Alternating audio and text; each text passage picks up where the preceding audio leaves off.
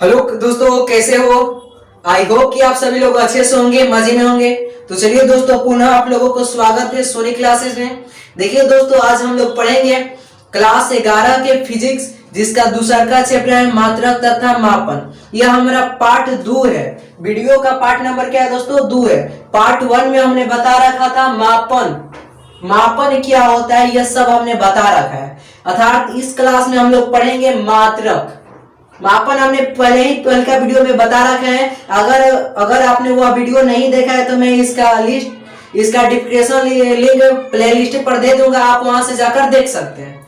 अगर आप दोस्तों मेरे चैनल पर नए हैं तो मेरे चैनल को सब्सक्राइब कर दें, ताकि सबसे पहले आप तक किसी भी वीडियो का नोटिफिकेशन पहुंच सके। तो चलिए दोस्तों, आज की क्लास स्टार्ट कर रहे हैं। आज की क्लास में हम लोग क्या पढ़ेंगे? तो मात्रक। मापन हमने कल का वीडियो में पढ़ा रखा है, फिर कह रहा हूं, अगर आप लोग वह वीडियो नहीं देखे हैं तो मैं इसका लिंक प्लेलिस्ट पर दे दूंगा, आप वहां पर जाकर देख सकते हैं। तो चलिए दोस्तों, आज की क्लास स्टार्ट कर रहे हैं, जिसमें क्या पढ़ेंगे? मात्रक। तो चलिए दोस्तों, टॉपिक डालते हैं, क्या हम पढ़ेंगे? मात्रक।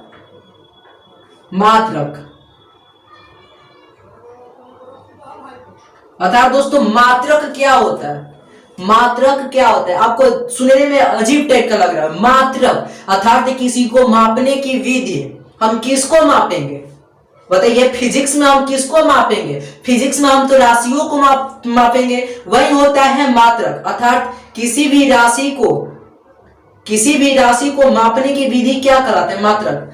किसी भी भौतिक राशि को उसके क्या कहलाते हैं दोस्तों? मात्रक। तो किसी भी भौतिक राशि को व्यक्त करने के लिए पद्धति को क्या कहते हैं? मात्रक कहते हैं। या आप बोल सकते हैं किसी राशि के मापन के निर्देश मानक को मात्रक कहते हैं। वही हुआ राशि के मापन के निर्देश मानक। देखिए लिख रहे हैं मात्रक किसी राशि के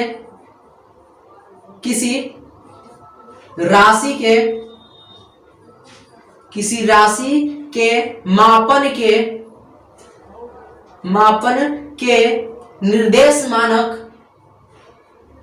निर्देश मानक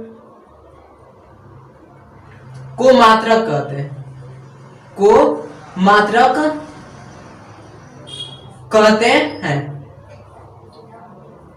देखिए दोस्तों, मात्रक क्या होता है? किसी राशि के मापन के निर्देश मानक। अर्थात हम जिस भी राशि को मापते हैं उसका एक मानक रूप होता है।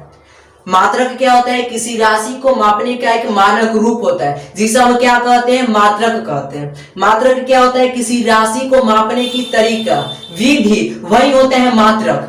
अर्थात देखिए, किसी राशि के मापन के निर्देश मानक को क्या कहते हैं दोस्तों? मात्रक कहते हैं। मात्रक क्या दोस्तों, आपको समझ में आ गया? अब यहाँ पर आता है मात्रक का प्रकार। अर्थात मात्रक कितने प्रकार के होते हैं? तो देखिए दोस्तों, मात्रक मुख्यतः 2 प्रकार का होता है। 2 प्रकार का होता है। देखिए दोस्तों, पहला का होता है मूल मात्रक। देखिए दोस्तों, मूल मात्रक को ही आधारी मात्रक कहा जाता है। आधारी मात्रक। अब उसके बाद होता है दोस्तों, दूसरा का क्या होता है? व्युत्पन्न मात्रक। देखिए दोस्तों, मात्रक मुख्यतः 2 प्रकार का होता है। एक होता है मूल मात्रक या आधारी मात्रक, दूसरा का होता है व्युत्पन्न मात्रक। अब हम पढ़ेंगे मूल मात्रक किसे कहते हैं या आधारी मात्रक किसे कहते हैं, उसके बाद हम पढ़ेंगे व्युत्पन्न मात्रक किसे कहते हैं। तो चलिए दोस्तों, हेडिंग डालते हैं मूल मात्रक या आधारी मात्रक। तो चलिए दोस्तों, हेडिंग क्या डाल देंगे हम? मूल मात्रक या आधारी मात्रक। मूल मात्रक या आधारी मात्रक।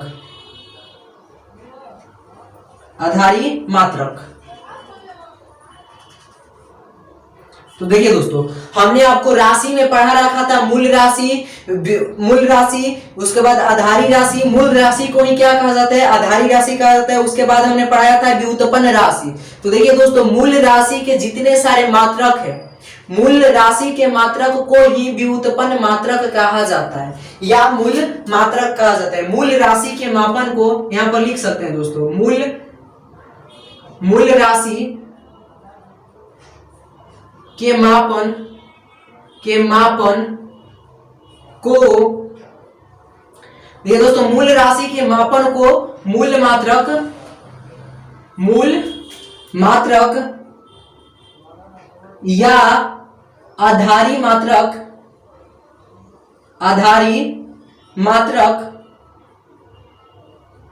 कहते हैं। देखिए दोस्तों, मूल मात्रक हमने बता दिया था, मूल राशि बताया था। मूल मात्रक अब बता दिए क्या होते हैं। मूल राशि के मापन को मूल मात्रक या आधारी मात्रक कहते हैं। मूल राशि क्या था, जिस राशि को पूर्ण रूप से व्यक्त करने के लिए किसी भी राशि की आवश्यकता नहीं होती, अर्थात वो अपने आप में क्या होता है, स्वतंत्र होता है। या स्वतंत्र राशि को मूल राशि कहते हैं और स्वतंत्र मात्रक को क्या कहते हैं, मूल मात्रक कहते हैं। वही होता है, मूल राशि के मापन को क्या कहते हैं दोस्तों, मूल मात्रक कहते हैं। उसके बाद आता है दोस्तों व्युत्पन्न मात्रक। तो आप सिंपल शब्द में बताइएगा, व्युत्पन्न राशि के मात्रक को क्या कहते हैं, तो व्युत्पन्न मात्रक कहते हैं। व्युत्पन्न का अर्थ होता है दूसरे से जन्म लेना। व्युत्पन्न का क्या अर्थ होता है दोस्तों, दूसरे से जन्म लेना, अर्थात वह मात्रक जो दूसरे मात्रकों से उत्पन्न होता है उसी को बोला जाता है व्युत्पन्न मात्रक। अर्थात व्युत्पन्न राशि के मात्रकों को क्या कहते हैं, हम व्युत्पन्न मात्रक कहते हैं। तो चलिए दोस्तों हेडिंग डालते हैं, क्या, व्युत्पन्न मात्रक। व्युत्पन्न मात्रक। देखिए दोस्तों हमने क्या बताया, व्युत्पन्न राशि के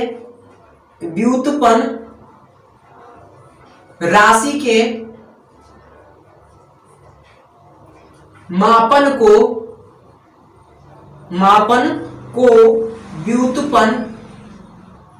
व्युत्पन्न मात्रक कहते हैं। ठीक है दोस्तों, इसमें समझिए मूल मात्रक में जैसे होता है समय का मात्रक क्या होता है दोस्तों, समय, धारा, उसके बाद होता है ताप अर्थात इत्यादि।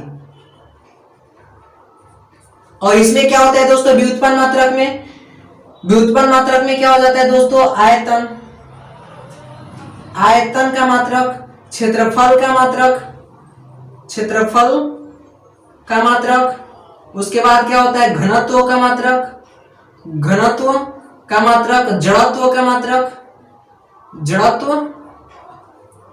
का मात्रक अर्थात इत्यादि है दोस्तों, इत्यादि।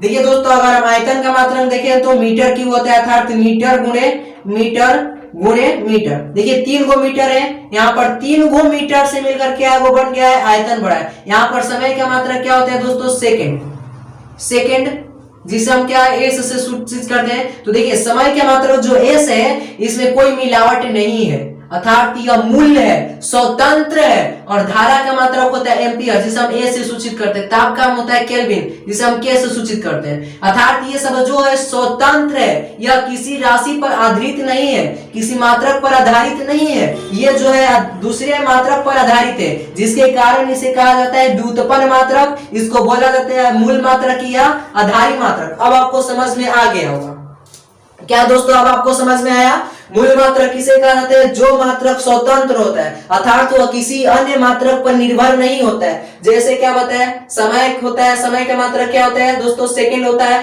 धारा का मात्रक एम्पियर होता है। केल्विन के ताप का मात्रक क्या होता है दोस्तों, केल्विन होता है। अर्थात यह सब क्या है, स्वतंत्र मात्रक, यह किसी अन्य मात्रक पर निर्भर नहीं है। जिस प्रकार की ये व्युत्पन्न मात्रक क्या है, देखिए मीटर क्यों है, अर्थात आयतन इसका डबल एमएम है, अर्थात मीटर क्यों है 3 गो है, तब ये बना है आयतन। अर्थात मात्रकों के इस पर क्या है, दूसरे मात्रक पर निर्भर है।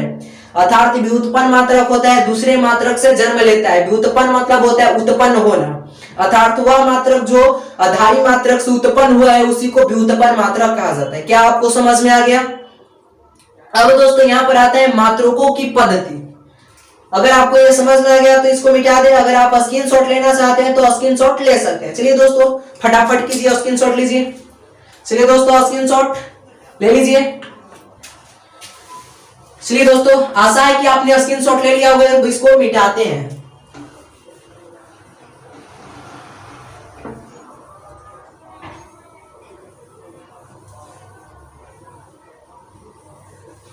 देखिए दोस्तों, अब हम क्या पढ़ेंगे, मात्रकों की पद्धति।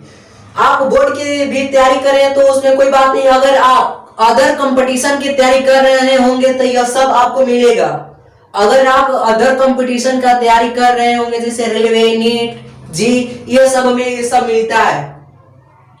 एयरफोर्स हो गया, आर्मी हो गया, यह सब में अगर आप लोग कंपटीशन की तैयारी कर रहे होंगे, बोर्ड का भी कर रहे हैं तो आप बहुत बढ़िया है कि आप बोर्ड का तैयारी कर रहे हैं, उसमें भी पूछता है। अर्थात में मात्रकों की पद्धति को बहुत ही कंठस्थ याद करना पड़ेगा। मात्रकों की पद्धति, पद्धति मतलब होता है बहुत सारा, एक जगह इकट्ठा किया हुआ। अर्थात किसको इकट्ठा करेंगे हम, तो मात्रकों की पद्धति है तो हम राशि को उसमें इकट्ठा करेंगे। कि जब करेंगे तो मात्रकों को करेंगे। लड़का है उसमें लड़की को जाने के लिए शामिल नहीं है, तो क्या हम लड़का को लड़की बोल सकते हैं? नहीं बोल सकते। क्या लड़की को हम लड़का बोल सकते हैं? नहीं बोल सकते। ठीक उसी प्रकार मात्रकों की पद्धति में हम राशि की पद्धति नहीं कह सकते। अर्थात हमें जो समझना है वो क्या है, मात्रकों की पद्धति। देखिए हेडिंग डालिए दोस्तों, मात्रकों की पद्धति। मात्रकों की पद्धति।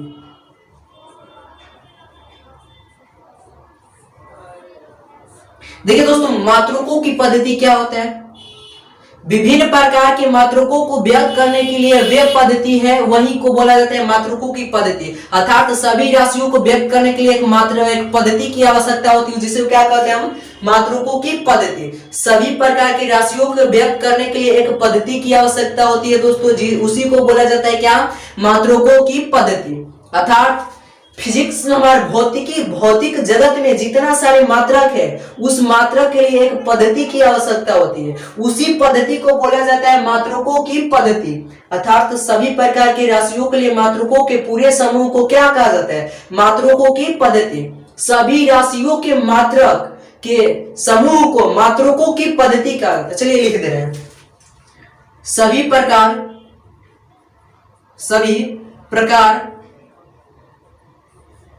के राशियों के, सभी प्रकार के राशियों के, सभी प्रकार की राशियों के मात्रकों की पद्धति, मात्रकों की पद्धति, सभी प्रकार की राशियों, देखिए दोस्तों सॉरी गलती लिखा गया, देखिए दोस्तों सभी प्रकार की राशियों के लिए मात्रकों की पद्धति, सभी प्रकार की राशियों के लिए मात्रकों के, सभी प्रकार की राशियों के लिए मात्रकों के, लिखिए यहां पर, मात्रकों के पूरे समूह को मात्रकों की पद्धति कहते हैं। मात्रकों की पद्धति कहते हैं। ठीक है दोस्तों, हमने क्या बताया, सभी प्रकार के राशियों के लिए, क्या बताया, सभी प्रकार के राशियों के लिए मात्रकों के पूरे समूह को क्या कहते हैं दोस्तों, मात्रकों की पद्धति कहते हैं। सभी प्रकार के राशियों के लिए मात्रकों के पूरे समूह को ही मात्रकों की पद्धति कहते हैं। देखिए दोस्तों, मात्रकों की 4 पद्धतियां प्रचलित है। मात्रकों की कितनी पद्धतियां प्रचलित है, तो 4। देखिए दोस्तों, मात्रकों की प्रमुख 4 पद्धतियां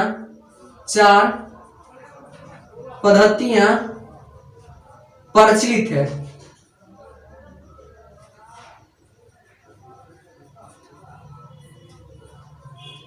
देखिए दोस्तों, मात्रकों की कितनी पद्धतियां प्रचलित है, आप क्या जवाब दीजिएगा, 4। देखिए दोस्तों, पहले क्या आता है, एफपीएस पद्धति, उसके बाद आता है दोस्तों दूसरा का एमकेएस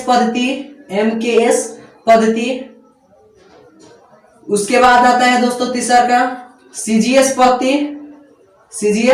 पद्धति, उसके बाद आता है दोस्तों अंतरराष्ट्रीय पद्धति अर्थात SI पद्धति, SI पद्धति, सिस्टम अंतरराष्ट्रीय अर्थात अंतरराष्ट्रीय पद्धति, इसको बोला जाता है अंतरराष्ट्रीय पद्धति। देखिए दोस्तों मात्रों की पद्धति किसे कहते हैं, तो सभी प्रकार की राशियों के लिए मात्रों के पूरे समूह को मात्रों की पद्धति कहते हैं। मात्रों की प्रमुख 4 पद्धतियां प्रचलित है, जिसमें आता है FPS, उसके बाद आता है MKS, उसके बाद आता है CGS, उसके बाद आता है SI पद्धति, जिसे अंतरराष्ट्रीय पद्धति कहा जाता है। क्या दोस्तों यह वीडियो आपको पसंद लगा है? अगर आपको यह वीडियो पसंद आया तो आप अपने दोस्तों में शेयर करें तथा लाइक अवश्य कीजिए। तो चलिए दोस्तों आज की